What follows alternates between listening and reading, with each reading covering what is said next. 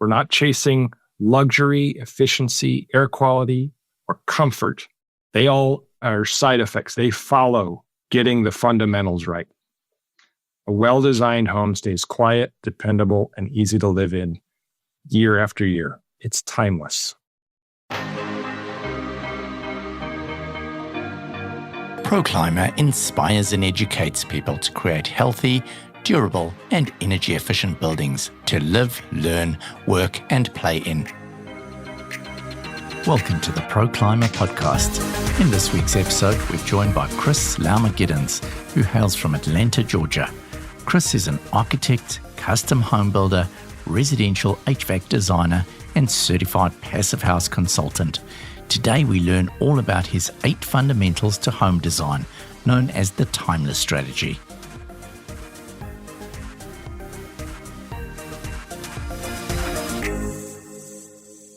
So welcome, Chris. It's great to have you here today. How are things going on your side? Likewise, it's good. We're experiencing a longer winter. We keep dipping into the lower temperatures. I live in Atlanta, but right now I'm in North Carolina visiting some friends, but also we've got a couple of projects up here. So we were visiting some of the job sites, and it's been kind of up and down. You know, we have some warm days, but this is what it's like living in the southeast of the United States. You get everything, and sometimes you get everything in the same day. It can be cold and warm and hot in the same day. And that's the mixed humid climate that we live in. Pretty crazy, isn't it? I mean, we're just heading into autumn now, and it was on the weekend, I think we had about 27 degrees, and now this morning we had 9 degrees Celsius this morning. So oh, my Lord. Switching towards winter on our side. Yeah. We have a place in France we visit. We were there at Christmas, when we first visited the place to see if we wanted to buy it. I think it was 40 degrees Celsius. It was like record-breaking temperatures. And so we got there after our flight. We took a train down to Bordeaux, and then from Bordeaux, another train over, or rented a car. And by the time we got there, it was 4 p.m. We hadn't slept. And it was 40 plus degrees there. Wow. And this is an old 1869 chateau, single pane windows. All of these 16-foot tall 5 meters tall by about 2 meters wide, 3 of them kind of on the backside of the apartment, and they all face southeast. So that morning sun creeps around and really lights it up in there. So we can't do anything about the glazing. It's over 150 years old, so we're stuck with it. And we just buy drapes to block the sun. I'm assuming you grew up in the US. Whereabouts in the US did you grow up? Yeah, I was born in Tampa, Florida, which is the very southeastern tip of the United States, and moved to Illinois, so Midwest of the U.S., and then lived out west in Colorado. Around 2000, my wife and I moved back to the southeast, starting in Louisiana. Spent a week in Hawaii. That didn't work out, so we ended up in Florida. Lived in Florida for about 6 years, and then we moved to Atlanta when the economy took a dive back in 2008, 2009. And so we ended up in Atlanta, and we've just loved it. So it's been one of the best places we've ever lived, and been there now almost 20 years. What was the house like that you grew up in? Was it hot in summer, cold in winter? It was a sieve. Just like I was talking about kittens and how resilient they are. You know, I didn't know any different. I just knew that that's the way the house performed. We had AC, we had heat, but that's what it was. Didn't know anything about this. Didn't know that it could be better. And it was a production home in a neighborhood. So drafty, not insulated well enough, pretty terrible windows, that sort of thing. But that was the standard in the 1980s, was to build houses like that.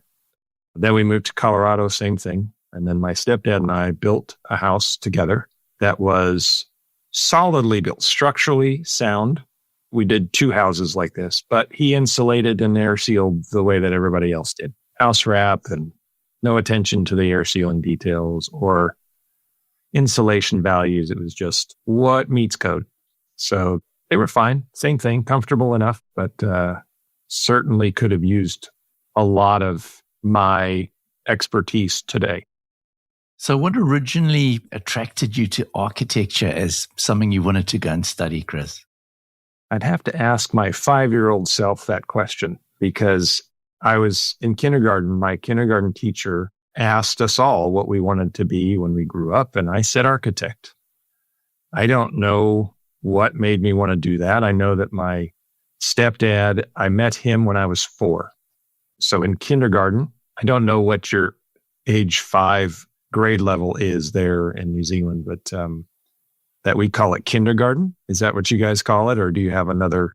The children start school at 5. So they go to kindy, I think, from 3 to 4, and then 5, they start school. So I think they start on grade 1. I can't remember. Ours is the same. We go from K to 1. We're in kindergarten at 5, and then we go to first grade at 6. So then I pursued it, I guess, in the 5th grade. 6 years later, I was looking into architecture schools, University of Illinois and Urbana-Champaign. And I don't know if it was just the creativity of it. Something drew me to being creative and creating things. And it might have been my stepfather. My uncle is an architect for the Air Force. My stepdad is still building. So I think that had a big influence on it, and just having ideas about our houses and what we could do better with them. And then just led me into pursuing that career. What I'm interested to see is that you were very involved with building while you were studying. Having a look at your LinkedIn profile, it looks like you were building and studying, which I think is really important, because currently in New Zealand, people leave school and they go to architecture school and they haven't touched a brick or a piece of timber. By the time they've finished their studies, it's pretty crazy. So that must have been really useful, I'm sure. It was. I was interested in fact, I was probably about 10 years old, maybe a little earlier, that when my stepdad, well, he had a business, a construction business, and I started working for him in the summers between grade years at school. And then he started building houses. So I started helping him while I was in undergrad. Later in undergrad, I started working for larger commercial companies and another residential builder. And I helped build a house that I designed for my parents. You know, like in the summer, we just got as far as we could get with me there. And then my stepdad took over. That has been, and I've said that for years. I've tried to get fellow architects to encourage them to be out in the field. And so I invite them now to our projects quite often, because I know how much it helps. And I think a lot of it's come to me intuitively. It all seems pretty straightforward. When I started learning building science and green building and all those things, over the years, they've changed the names: building science, high performance, green building, all of that. But all along the way, all of it seemed intuitive to me. I just understood it. And in college, my teacher said the same thing. They say, you got this. And so there's something in me that just got everything. And so where we are today is a result of interest, but also, not having to work really hard to get the concepts and then apply them in what we do. I love seeing how things work, and I love creating things. And I see that you spent quite a lot of time in project management. Did you find that was as interesting as the actual creation side of things? Yes, I do like project management. I enjoy the relationships with my team. It helps me focus on the important stuff to make sure that the principles are integrated. If I'm managing others to do something that I could do, but if I'm able to focus on some of the higher level and the details and be able to support that, that's both in the construction field. It's also in the office with project teams. I like the collaboration. I don't like to work just by myself, because it's really good to have that feedback. And I learned in college, the teacher would come to my desk and I'd start talking about the design. And by the end of it, the teacher hasn't said anything, but it's because they were there. I was just talking it through. And by the end, I said, okay, I've got my design. And he says, I agree with you. You do have it. So having sounding boards and input from others And this collaboration, it's what we're seeing now in the construction industry of, we're really one big team and we're all just scattered throughout the world or the country doing our own thing, but we all sort of learn from each other. We all gather this information and then interpret it in our own way and then apply it to our projects. But then we also can communicate to each other through podcasts, through Instagram, through whatever the medium is. But we have that communication. We say, hey, nice job. What did you do? How did you get that detail to work? And they will respond. And that's just a beautiful thing there. Really, the best part about it is that collaboration. Now, one of the concepts that you talk about is the perfect enclosure. Entities such as airtightness, vapor smart, and simple. Can you delve into a couple of those topics for us? Yeah, so I worked for Allison Bales back in 2010, and he didn't have anyone to perform the HVAC designs and he was teaching building science, and I was helping him with that, but he needed someone to full-time go into the HVAC and to run that. So I taught myself, and then I consulted with some architects and builders and that on the building enclosure. And so that kind of threw me into this understanding of this building enclosure. So that was 10 years ago. We're starting to see more of this happening. More and more people are learning about building science. And so one of the things that as I'm, designing these systems and designing these enclosures, I'm seeing that air leakage is one of the biggest impacts on the mechanical system, on the building enclosure, on the comfort, indoor air quality, everything about the house, the durability, the long-term resiliency, everything that people are talking about today, but that we had in the past. We weren't rotting the walls and things weren't decaying and we weren't seeing mold.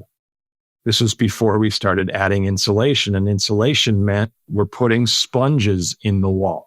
That's what a lot of insulations are. We're throwing a sponge in those cavities. And the only way to prevent them from getting wet and staying wet is to prevent the water from getting there in the first place. And because diffusion doesn't really bring a lot of water in, so we're not too worried about that, we have to stop the air leakage. So air leakage brings in an exponentially larger amount of water and moisture into our cavities, into our homes, than does diffusion. So instead of letting that air just, air leakage is okay, I'm okay with 1 to 3 ACH 50. When you calculate that amount of air and the amount of moisture that's in that air, and you set that into a bucket or 10 buckets or a bathtub, and you say, this is how much water is floating around in your house, and with that, toxins and outdoor pollutants and things that you don't want inside your house. Now we're starting to see building biologists show up and say, hey, we have all these problems with our building enclosures and people are uncomfortable. We have foundations that are cracking. And these biologists are going in and telling them, you need to fix your house. And they're making recommendations. People are starting to listen to the building biologists and they're saying, we need a better home. So there's a challenge in the industry, but there's also our clients coming to us and saying, we want a house that's mold-free. Literally have a client who's asking for a mold-free house. And I said, what's the one ingredient for making mold that we can 100% keep out of the house?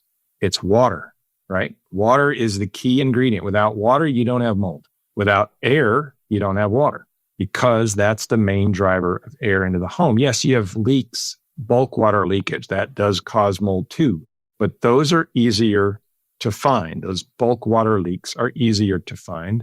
So with air leakage, if there's an air leak, say behind that a crown molding, it's going to just go into that cavity and run all the way around the crown molding cavity in a room.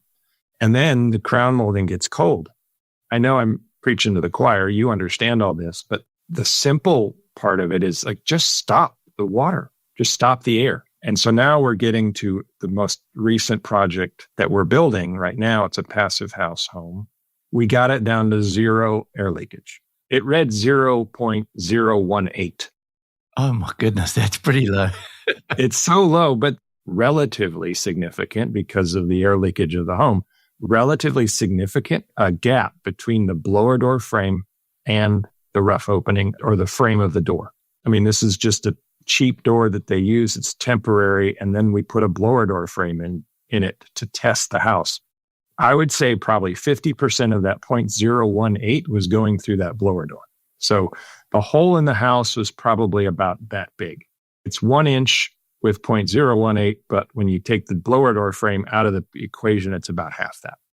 So now I know I have 100% control over the quantity and the quality of the air coming in and out of the house. So I know how much moisture I'm going to have to manage with a dehumidifier or ventilation. So if I know how much water is coming in and I manage it through a dehumidifier rather than through cracks and gaps, then I have a mold-free home, barring any major bulk water leaks. So part of that simple conceptual thinking about air leakage and just how do we stop mold. Of course, it's not just about mold. Other things happen when you let water in, decay, rot, damage, that sort of thing.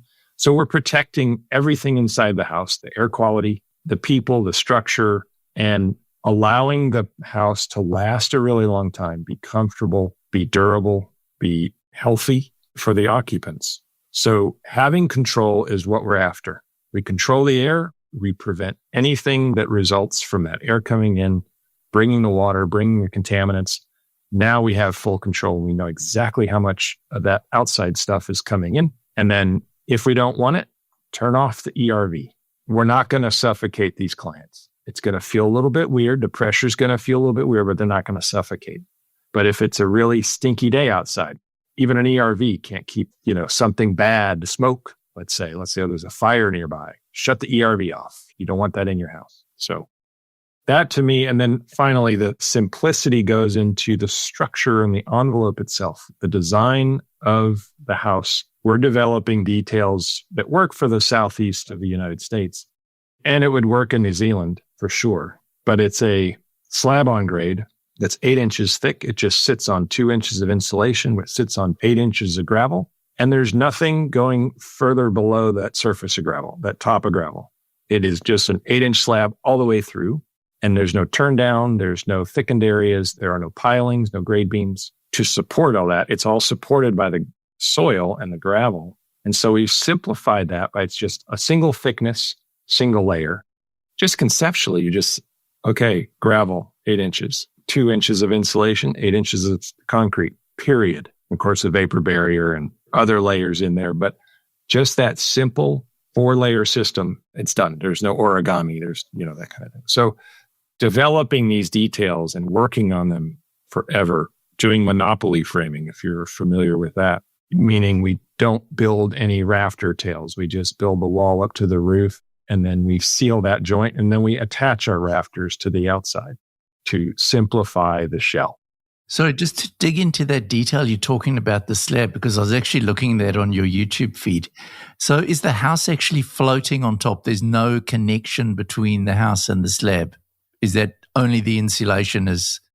Correct. The slab, there's a 15 mil vapor and radon barrier underneath the slab, but it's sitting on top of the 2 inches of rigid rock wool insulation that sits on top of 8 inches of gravel. And that's sitting on 98% compacted fill. So we have a very strong foundation, and all of the walls can sit anywhere on that slab. You could put a new bearing wall in there. As long as it's not more weight than is already there, you can move bearing walls inside without having to worry about a thickened footing underneath it, because you have one big beam. So yes, it's just floating on the earth. And then you talk about having boring details rather than trying to get clever. Can you tell us what that's about? I see a lot of details out there from some of the well-known people that are, sharing their details and talking about passive house and getting the details right. They're masters at it. Just we agree and disagree on a lot of things. And I see some of these and I just see so much complexity in it in terms of how the control layers work their way around these junctions.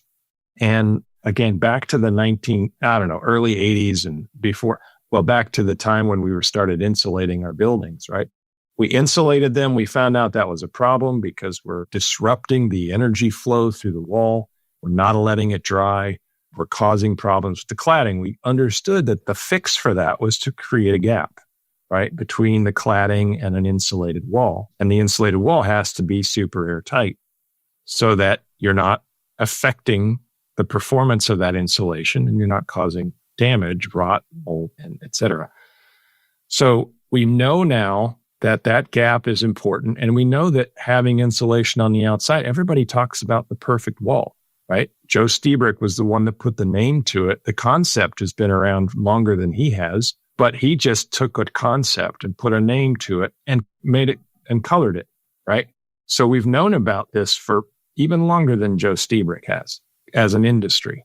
And then around the 80s, we started creating these synthetic products to combat the problems that we were having with terribly designed walls that weren't providing the right energy flow. They weren't providing a drying potential because they were just sealing them up with foam and put the siding right up against this OSB sheathing, Tyvek, and then just making a lot of stupid mistakes along the way. So now we have these durable products that don't rot, like fiber cement or other composite claddings.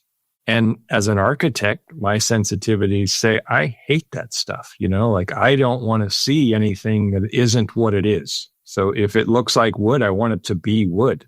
So if it's lap siding and it's fiber cement, let it be fiber cement. Make it smooth. That's fine. But at the same time, here we are, we moved the cladding out. So we had a ventilation gap so we could use wood again.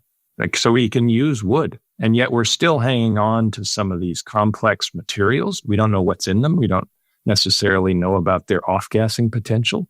Wood is wood, right? Wood is good. So you get wood, you cut it, it doesn't off-gas. And so we can use wood again. Sure, we can use metal. We can use other claddings. But what I'm trying to do with these details, now we're starting to, again, I think some of them are complicated to counter some of these problems that we're having when it's just as simple as following that perfect wall concept. And everything is so simple if you just keep it to that, because what I see happen is, how do you transition from this vertical wall to a foundation here? And then you have a step of about an inch, because the sheathing is hanging over the foundation. And so they come up with these sort of creative ways to make these details happen when they, there are ways to make that be simple. All transitions can be simple box. That's what this whole monopoly framing that Matt Reisinger coined a few years ago. That's what that's about. We've been doing that for about 10 or 15 years, where we just take our sheathing and wrap it around the whole framing, and let's not have anything complicated at that transition.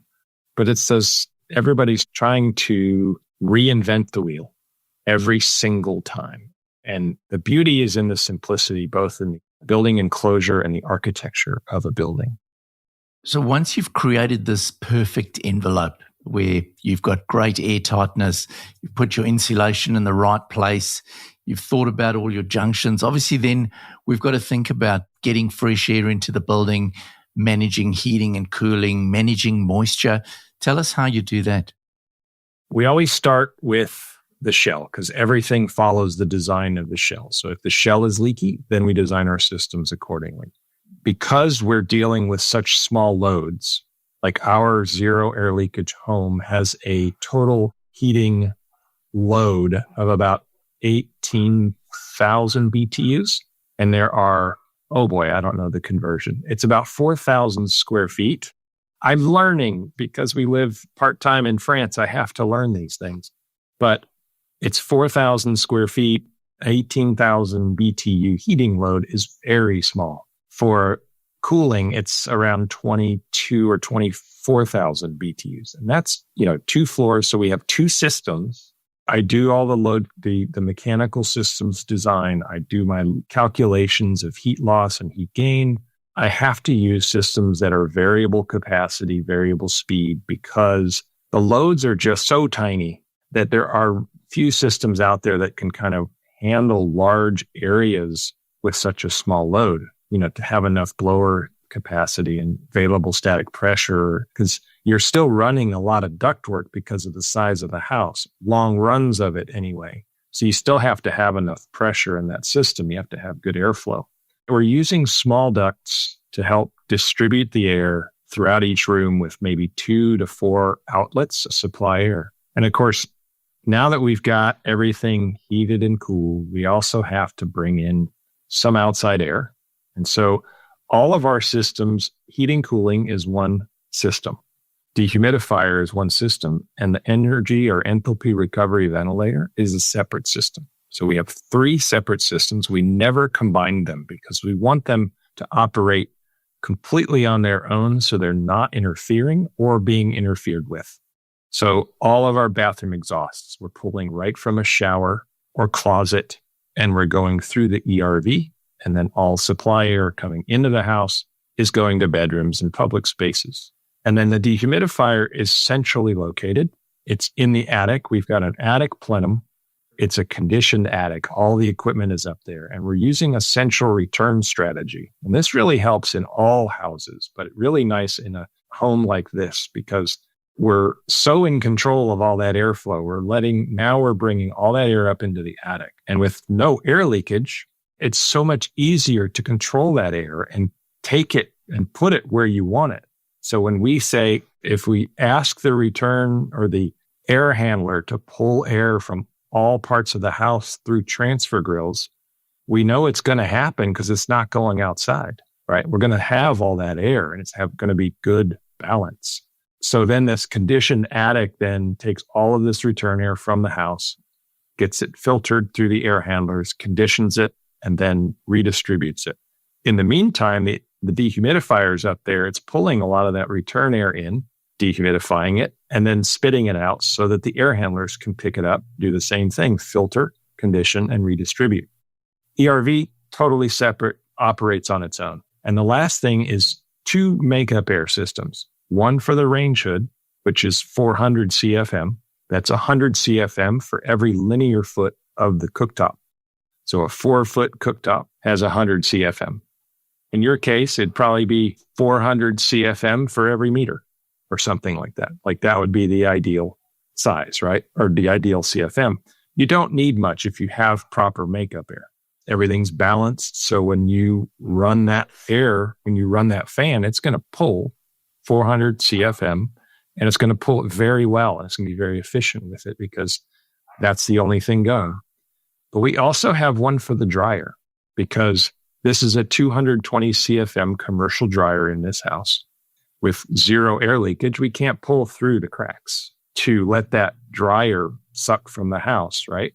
And the reason they have that dryer, by the way, because most people who are hearing this are probably going to say, what about a heat pump dryer? Well, they have one heat pump dryer that does not exhaust to the outside and it doesn't suck on the house. But the other one is because owner requested it. They wanted something professional grade. They do a lot of laundry and they want it done fast. We discussed the risk of that, what that meant for the house. They were okay with that. They said, well, do what you have to do. If we have to have a dryer makeup air system, that's what we have to do. But I want that dryer. I don't want a heat pump dryer for my everyday laundry. So we designed a system that has a damper that opens up when the dryer is turned on. That air mixes with the conditioned air that we're pumping into the attic in a chamber that's like 20 feet long, 12 inches diameter. It's a big duct. And the air is mixing in that chamber, getting tempered, preconditioned almost, dumping it into the attic on the opposite side of the attic where the air handlers are. So it goes across the attic, mixes with all that return air that's coming up to that attic. Again, continuing to mix and get tempered before it hits the filter, gets conditioned and redistributed. So none of this touches the occupant. And our attic is going to dry. The insulation is rock wool, so it's not going to take on all that moisture. We have filter fabric holding it up that water can go through no problem. All of the surfaces, all of the materials in there are going to dry if they get any kind of moisture on them. And of course, there's a dehumidifier, there's air conditioning, all of that's happening, and it's going to keep everything dry. And in the winter, it'll all warm up before it hits the house. Can you explain to our audience why it is that you're using an ERV rather than an HRV? This is, of course, a debate, just like the amount of ventilation that you should have in a home. Both of these things are huge debates. And the way I simplify it is that everywhere in the United States should have an ERV. There are rare cases when you need an HRV because, as you know, the HRV, well, for the audience, HRV, heat recovery ventilator, it only recovers heat energy. So in the summer, the heat from the air coming into the house is extracted. About 60 to 80% of that heat is extracted through the core and taken out with the exhaust air. An enthalpy recovery ventilator or energy recovery ventilator, both moisture and heat are transferred into the exhaust air in the summer, and in the winter, the cold air transfers into the outgoing air so that it's pre-tempered. It warms it up in the winter and cools it down in the summer before it goes into the house. So the ERV is what we should be putting in basically every house. In your climate, ERV would be better. I don't know that you have so much humidity that you need an HRV. In Auckland, we've got days where we're way over 90% humidity, relative humidity. So we have crazy humidity here in Auckland. Well, first of all, the listeners, most of you are New Zealanders potentially, and anyone else listening to this who doesn't know New Zealand doesn't have a requirement for air leakage. You know this, right? That's correct. So you have a combination here of all this air leakage happening. It might make sense in your case to do an HRV. The tighter you get with a house, the less moisture is coming in through the cracks, right? So when you're bringing in outside air, you can manage all of that with the enthalpy recovery ventilator. The reason I think in your case, an enthalpy recovery ventilator would be so much wiser. HRVs are typically used in cold climates because you don't have that moisture as much, right? You have internal moisture, but you don't have a lot of exterior moisture coming in. So the enthalpy would help you all with, okay, if I'm going to bring in air, if you have a heat recovery ventilator, you're bringing in air leakage and air through the HRV. You're increasing the amount of moisture you're bringing into the house. If you have an ERV, you're reducing that by 70%. The air coming through the ERV can be about 50 to 60% less. So we just do it everywhere, even in the north, because there's also some of these units be switched from HRV to ERV. So if it's particularly humid that summer up in Minnesota, which is the northern part of the United States, then you can switch it to an ERV core, and then you have the HRV core when you don't need to recover moisture. But why not just have the ERV? If there's any moisture, get it out. That's why we say just default to ERV. There are cases that a HRV makes more sense. And there are cases where a vapor closed air barrier or a vapor barrier, a zero perm vapor barrier makes sense. It's got to be super, super hot climate with the right conditions and the right wall assembly. It's pretty rare. And then in the north, super, super cold. And of course, vapor barrier goes to the warm side if you're going to have it, right? But sometimes when that does make sense, you have to have vapor close, depending on your wall assembly. But in most cases, a vapor open assembly can work everywhere in the world. The really big problem we've got here at the moment with our sort of large majority of our homes, Chris, is that they're becoming more and more airtight by default rather than by design.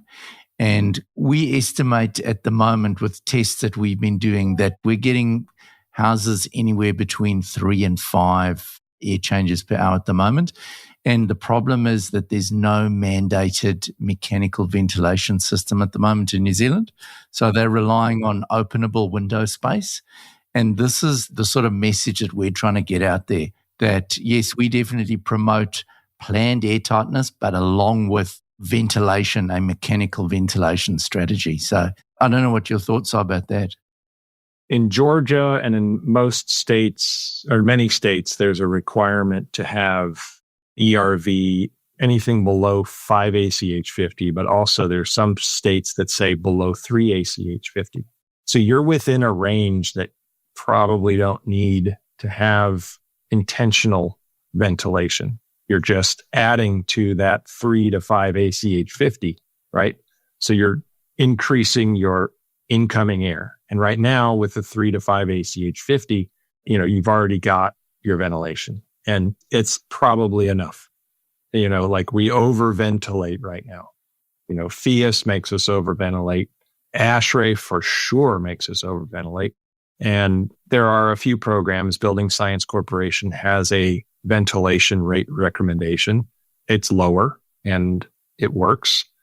So there are theories about a certain CFM per person, and everybody's got a little different variety on that. So I think in your case, the 3 to 5 ACH 50, I'm okay with no ERV in that case, because if it's not there, I think the house it won't need that fresh outside air coming in because there's plenty of it.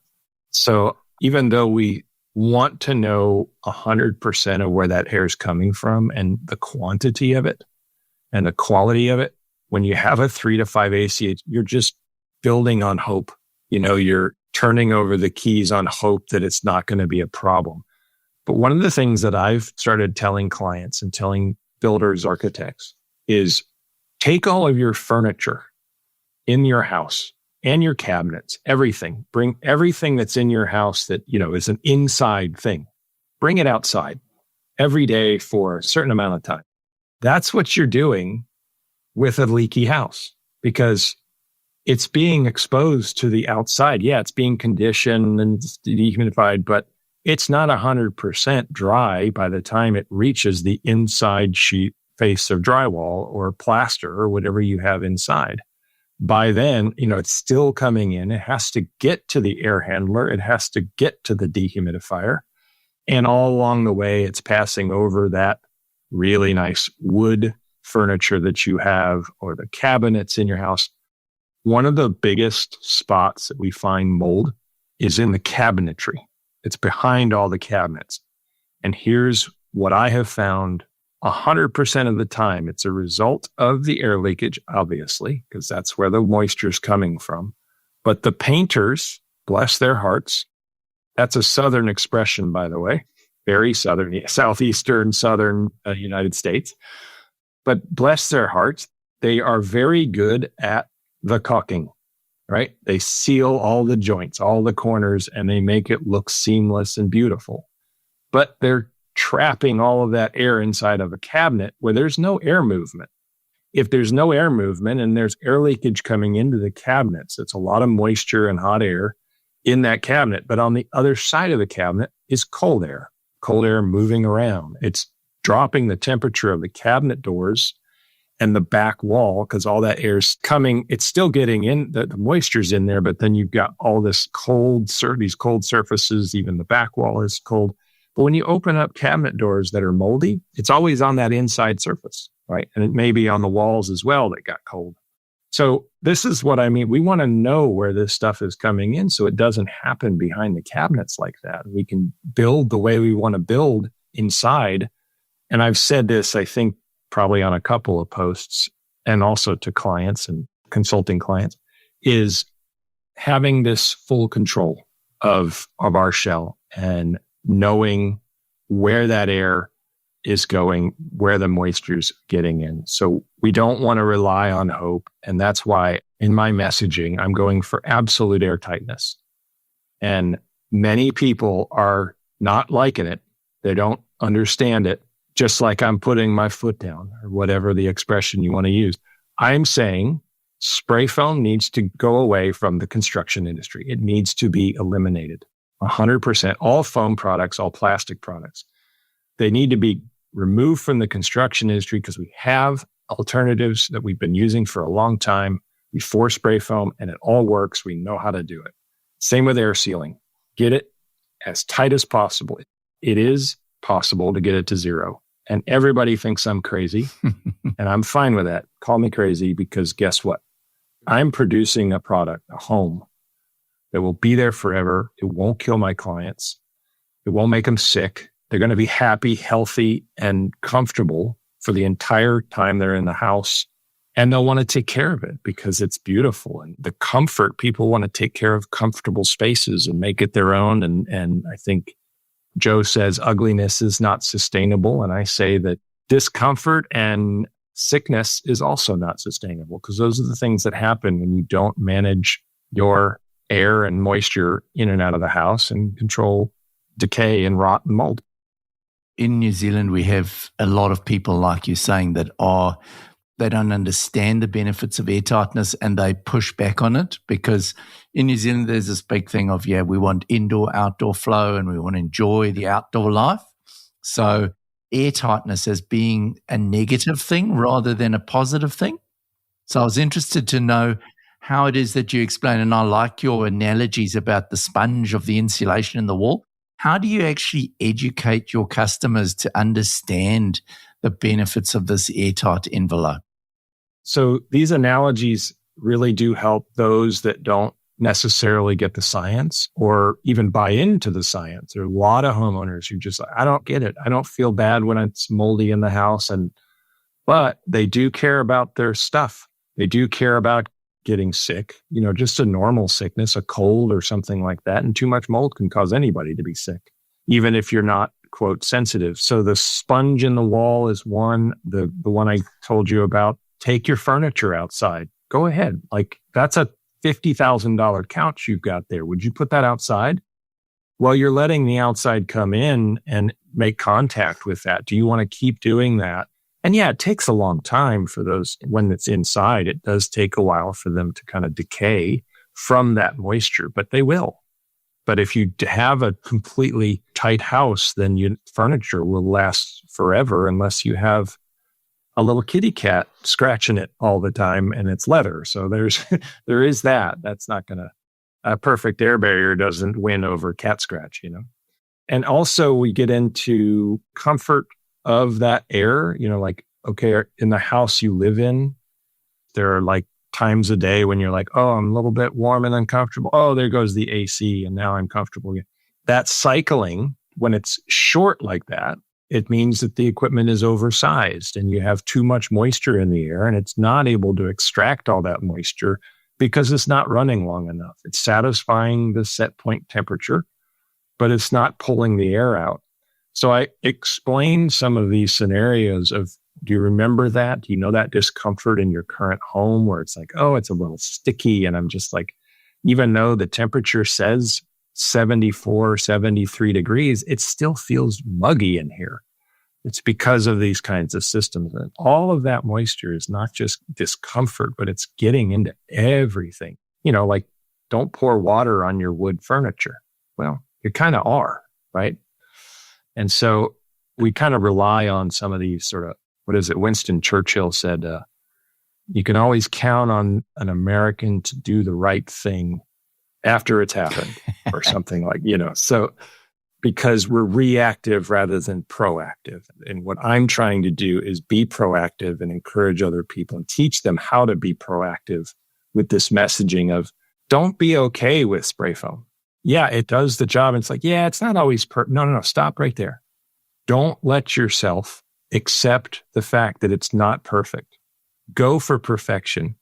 Allison Bales wrote an article a while back. He says, be not a perfectionist, be a control freak. And he was kind of talking to architects, because what he was trying to do there was say, hey, look, it's on you guys, architects and gals, to design a shell for the builder to build that is completely airtight. So let's go for broke. Let's get it down to absolutely zero. Be a control freak like you like to be. Architects are super into being a control freak. Big ego. Well, take that ego, put it to work, and do something that's not stupid. Do something that's going to save these buildings from falling apart and not killing your clients. That's bad for business, by the way. I was recently interviewing another customer of mine. He is a real control freak. Well, he used to be an orchid grower. So he's got a lot of experience in controlling environments, because apparently orchids need really special temperatures and humidities and all of these things to make them grow. And what he's done, he's actually built an ICF blockhouse with great air tightness. And What he's actually done is he's added a ground source heat loop where he's basically using the temperature of the ground as a moderating factor on the air that's coming into his building. What are your thoughts on ground source? Well, they're pretty cool in theory.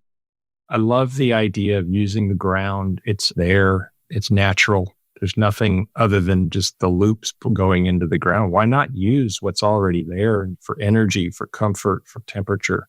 I mean, there are a couple of drawbacks, and I think they're valid to consider early on, but I think you can get a lot of the same efficiencies. And I think we have to remember that some of it is splitting hairs because someone's going to say, no, geothermal is way more efficient than standard air source heat pump. Okay, you look at the numbers, you're probably right when you're dealing with really crappy homes, like poorly built homes. As we start to get closer to higher performance, and which of course is not the primary goal, but when you're building houses that are durable, that are timeless, that are going to last forever. And by the way, building this type of home, everything else follows. So you build something durable and timeless, efficiency, performance, all of that follows. So with a ground source heat pump, we have specified, we've designed these systems. And of course, you have the loop that goes below ground, right? And that's extracting the heat and the temperatures from the earth to help condition, to help precondition a lot of this stuff, to help with our system to operate well. Instead of extracting it to the air, we're extracting it to the ground, and some of that's more efficient. So it always comes down to a cost thing. I don't have an issue with the systems. I think they're wonderful. They work really well, and you get a lot of savings in performance of that system, but you also have to pay for it. Okay. So the system inside the house that is equivalent to an air source system's interior parts, they're typically a little higher than the air source systems. Then you have the ground loop that we typically say, look, be ready to spend at least $50,000 on everything that goes below grade. And then on top of that, you have what's inside, which could be another $20,000. Does that fit into your budget? Then okay. And is that important to you? Okay, then let's put it in. If not, then I can get you, first of all, I'm going to design your house the right way. Okay. Make it be timeless and durable. Then it's going to perform really well. It's going to have a very low heating and cooling load like the house we're doing now. So my systems, they're not large. I don't have to have many of them. And those systems then get smaller and smaller and smaller. And so even if I'm geothermal or I'm air source, I still have a very small equipment load. It's very small demand for heating and demand for cooling. So the amount of time I'm heating and cooling is very small. And the amount of heating and cooling that I'm doing, or hot and cold air that I'm putting in the house, is so much smaller. The operation and the equipment size goes way, way down in this type of home. So the geothermal starts to make less sense the more durable and the more efficient these homes operate. So I love it. If there's infrastructure already in place, like a large development, and all you have to do is just tap into it, great. I think it's a wonderful idea. But if you're doing it just as a single home, if you have $80,000 to $100,000 just to put into that, great, let's do it. I'm fine doing that. It's all just about, understanding the performance of each system and designing the ducts around that. The rest is all below grade, and that's fine. Now, another topic you talk about, Chris, here is timeless buildings don't do stupid things. What do you mean by that? So don't do stupid things. I'm actually on the verge of, I've got my first episode recorded. It's the name of my podcast because Joe Stieberg was my first guest, and he named my podcast for me. He said, I think you should call it Don't Do Stupid Things. And of course, that's what I wanted to do because a lot of my messaging is very similar to that statement. So I'm trying to show through our posts, and when we're working with clients, I try to educate them on what makes sense in construction. Here are the simple control layers. Here are the modes of failure that we're trying to avoid. We want to design this thing to last forever and be timeless so it stays dry. It stands the test of time. So that's don't do stupid things. It's taking a lot of what we're finding is people will call us. I'll give you a quick example of a potential client called. They wanted an HVAC design. They said, you know what? We've already got our building enclosure worked out. So I said, okay, tell me about that. He says, well, we've got closed cell spray foam in the walls. We got closed cell spray foam on the roof line, and we've got 6 inches of polyiso on the roof. I said, okay, before I give you a proposal for my HVAC design, I want to talk to you about your roof assembly, at least the roof assembly, because the wall assembly, it's fine. We can make that work. But with the roof assembly, you've got an impermeable insulation layer on the outside, an impermeable membrane on top of the plywood, and then you're putting an impermeable insulation on the underside of that plywood. So you are creating a moisture sandwich. If anything happens, which it will with foam, water gets into that cavity, it is trapped. You're going to rot that plywood. Now, is that guaranteed to happen? Close to it, but they could do everything else perfectly and keep the water out. That's amazing. But we have to design it, and we can't build it and design it and move forward on hope. You know, if we hope it doesn't get wet, we're going to fail. It's going to fail. So physics is undefeated, right? I've said that a few times. It's undefeated because we can't control some of those forces and say we're going to block it out.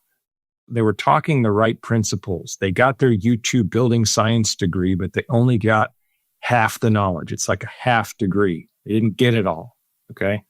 So what they're doing is taking these concepts and the principles behind building science and applying it in the wrong way. And it's a lot of times the stupid things are not because they're stupid. I mean, all the time. It's not because they're stupid. It's because the thing they're doing, they don't know is stupid until it happens. And they're like, oh, I wish I had known. So when I say don't do stupid things, I'm saying know before you build. Don't just go into it thinking, oh, well, I watched that video from Chris in Atlanta, Georgia, and he said to put this here. Well, and I only need 2 inches of insulation on the outside. Well, that person who's watching it is living in Minnesota or Maine or somewhere where they're in a cold climate and it gets down to minus 20. Why people live there, I don't know. They're putting some of these principles, you know, they're like, I've got this. I understand. Chris said it was fine. But because it's in Maine, that's not enough insulation. You know, that's going to work on the southeast. The slab detail I mentioned, it doesn't work in a cold climate. You have to get down below frost depth, right? And I say that in my posts. I'm like, just know your climate. This is what I mean by the don't do stupid things. Just know what you're doing before. And if you don't know, if you think you know, that means you need to go find someone else who does know, who can guide you and take the responsibility a little bit off of you because they're the expert. They've done it and they can guide you through it. Yes, it's a cost, but it's a value add to any project. You know, this is where I try to encourage people to move toward getting someone who can figure this out for you. And there's no need to guess. So don't do anything stupid. Call someone who knows how to avoid that. And so this idea of timeless kind of ties into that because we have this acronym that we're using with our firm. You know, it works with every level of home. This timeless home is what we're looking for. We want something that's going to be timeless, be there forever, be enduring. So the timeless acronym is temperature, so that conditions remain steady and quiet through every season. Integrated, so that structure, materials, and systems are conceived as a single organism or a single system. M for managed, which means occupants and assemblies are protected from moisture, pollutants, and aging from our control of what's happening through the airtightness, basically, and then controlling how much is coming into the ERV. Enduring, so materials mature with time rather than decline, and the home performs the same forever, or for a long time is fine too. It's low stress. This is like the environment supports rest. It supports clarity and supports health without making an adjustment. It's all just working. Effortless, same kind of thing, but this is more about low maintenance. The home functions without intervention. And finally, the 2 S's at the end of timeless. Safe, which means materials and conditions remain stable for human occupancy over centuries. And significant, Proportion, light, and authenticity create lasting attachment. What we get from that is something simple. We're not chasing luxury, efficiency, air quality, or comfort. They all are side effects. They follow getting the fundamentals right. A well-designed home stays quiet, dependable, and easy to live in year after year. It's timeless. I really like that, Chris. That's a fantastic sort of a word to encapsulate all those benefits. Now, we're sort of reaching the end of our time here today. So just to summarize, some of the main points we've said here is get your envelope right, first of all. Build an airtight envelope, then control that air in that envelope. So you're controlling the amount of ventilation, the amount of heating and cooling, and the moisture, the dehumidification. And then we've talked about not doing anything stupid. So is there anything you want to sort of add to that to finish things up today? Don't overthink it. This was the best advice I got from a mentor of mine. Don't overthink any of it. The principles are simple, understandable, and reachable.